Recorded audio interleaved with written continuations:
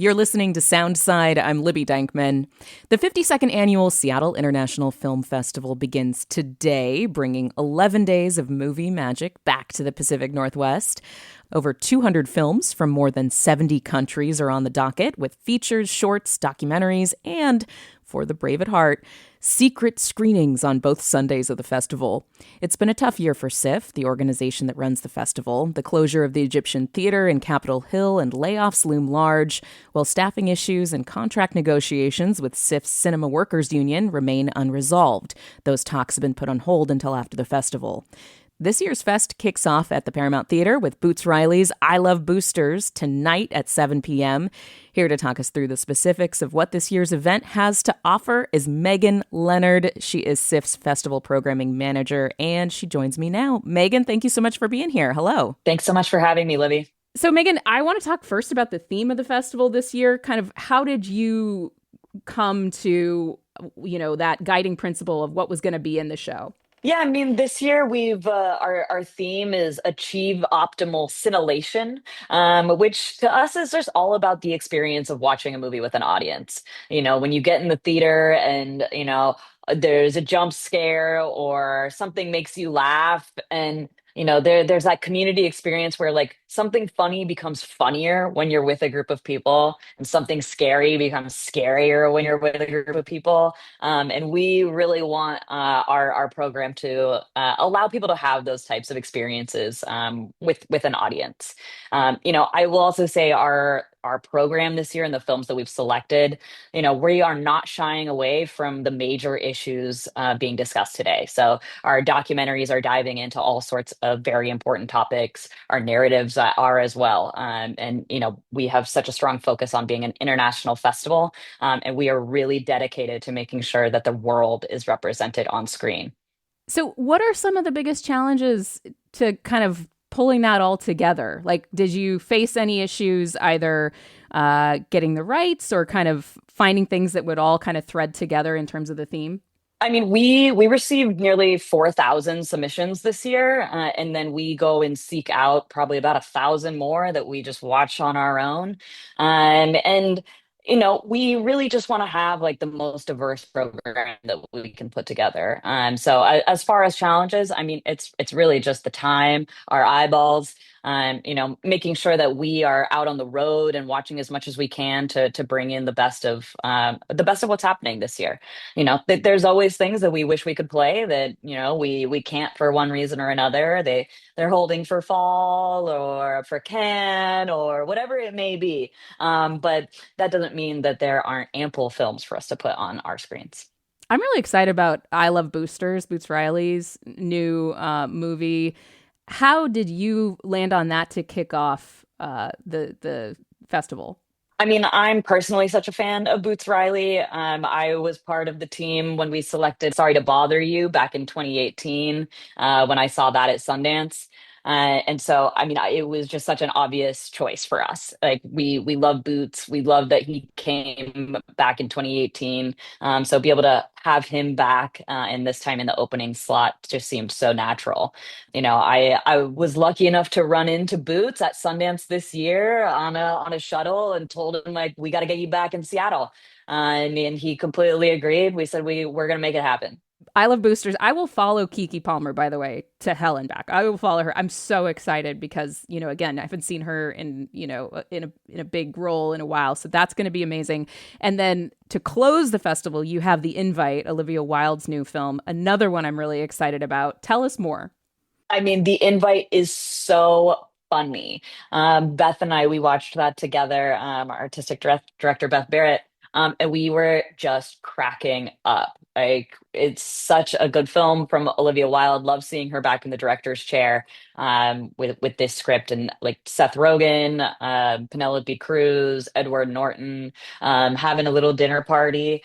What I love about it is it's a chamber piece. Like it's really so contained to like this one space. And I love when a filmmaker is able to like use those sort of creative limitations to their advantage. And Olivia Wilde does such an incredible job creating this like very contained comedy.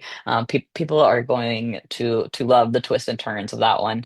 And you know, it's very fun to have Olivia both in that film, but also in the Gregor Rocky I Want Your Sex in two very polar opposite performances. So people are really going to get to see Olivia's range, and we're so excited that Olivia's going to be able to come out for that closing night screening.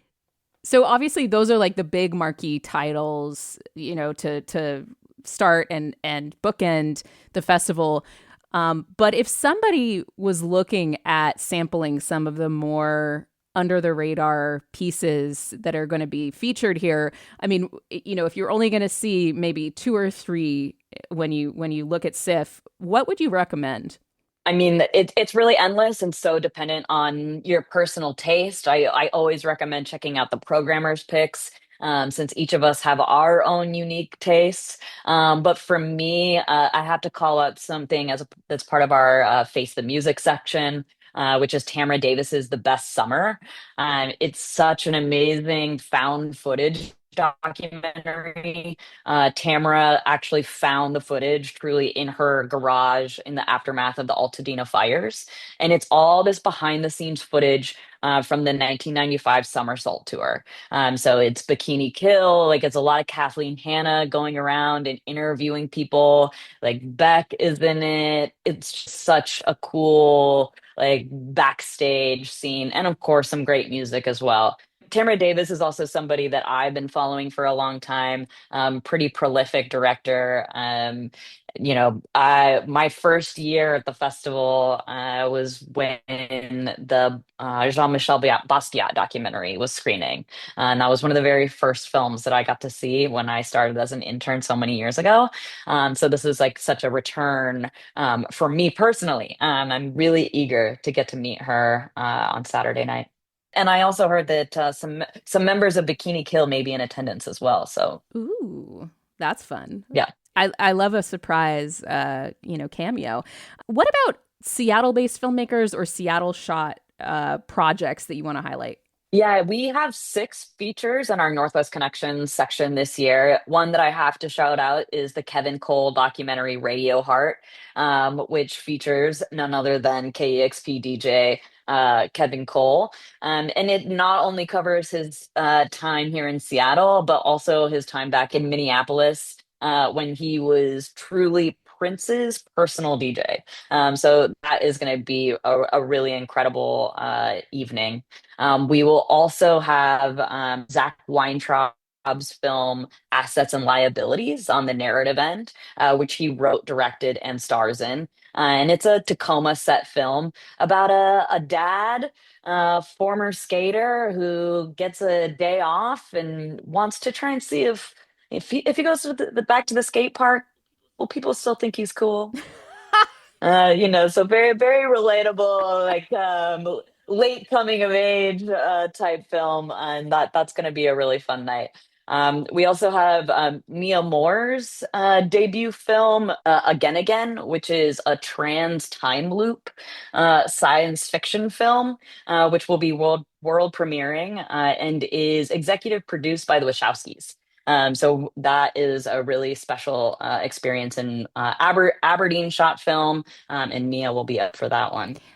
I am There are many others. I could tell you more, but no, I'm just still cringing about the millennial dad going back to the skate park because that hits way too close to home. But so relatable. I know, right? Really quick before we go, I mean, SIFF has faced some budget issues, a couple rounds of layoffs lately. We lost the Egyptian Theater. The closure of the Egyptian was announced in October of last year. How is SIFF navigating this festival just through, those difficult times? And did that change your approach to the festival at all this year? I feel like the festival this year is just a little bit more stripped back. You know, we're really focused on the films, you know, so like, you know, we don't have a closing night gala this year, but we're really dedicated to making sure that there are a lot of filmmakers here in attendance, and that we have a lot of films to put on screen. So I would say it didn't really change anything when it comes to how we set our program. You know, we still want to just bring the best of the best, to our audience. We love film, we love cinema, we love filmmakers, and we still want to be able to continue to engage in that way, in any way that we can. Okay, really quick before we go, I do need to ask you about your Letterboxd profile, which puts Who Framed Roger Rabbit as your number one film of all time. Yeah. Obviously, Bob Hoskins, complete legend, incredible, underrated film. Yeah. I guess maybe now it's rated correctly. I feel like it's kind of risen as a classic, you know, in the last decade or so. How does that kind of speak to your aesthetic as a film curator or as like a programmer? It's so funny. I mean, that has been my favorite movies for a long, long time now. Like, and anytime I try and think about changing it out, I'm like, who am I kidding? I watch it once a year. You know, like I can't be lying and pretending that there's something else that gets like that much play in my own home. But I like it's a movie that I loved when I was a kid. I love it when I became an adult. Like it's one that just like there are so many layers to it, and every time you watch it you can pick up like one new little detail. It's a kids movie that is saying so much about, like, I mean, it's very political as a movie, like if you're really paying attention to it. Like it is like clearly about segregation, but meanwhile they're like mixing this animation like and live action in a way that had never been done before. So there's all these technological feats, like as you try like and imagine how they're like painting animation over individual cells. And then yeah, Hoskins is just so good. I don't know if you've ever watched any of the behind the scenes, No, I haven't. but like he is like so tapped into like understanding how far out his focus needs to be, so he would be looking at Roger in every scene as opposed to like looking in the distance. He like created a new form of acting, which of course is now like how like all these like green screen like fully created worlds have like adapted into, but they were doing it ages ago. He was inventing it. So it hits me on like every level. Like I love like the Disney Warner Brothers like coming together thing. You know, I hear talk all the time that there's going to be a sequel, and in my mind, I'm like, it can't be done. Like that, even if they tried in this day of like all the mergers. Yeah, when they try to reboot like a true classic and something that's close to your heart, I feel like it can be a real roll of the dice and potentially crushing. I love that you point out, you know, how it preceded like Lord of the Rings and Marvel and all of the other like highly, special effects driven films, and they were able to pull that off. Yeah, I just think it spoke to your aesthetic, so I was interested to hear more. Megan Leonard, Festival Programming Manager for SIFF 2026. I am excited to go to the movies. Big fan of the work that you guys do, and I think that you're a important cultural institution in town. So thank you so much, and good luck with the festival. Thank you, Libby. Thanks for listening to Soundside. Don't forget you can listen live on KUOW 94.9 Seattle at noon and 8 p.m. Monday through Thursday, or anytime right here online at KUOW.org, or of course on your favorite podcast app.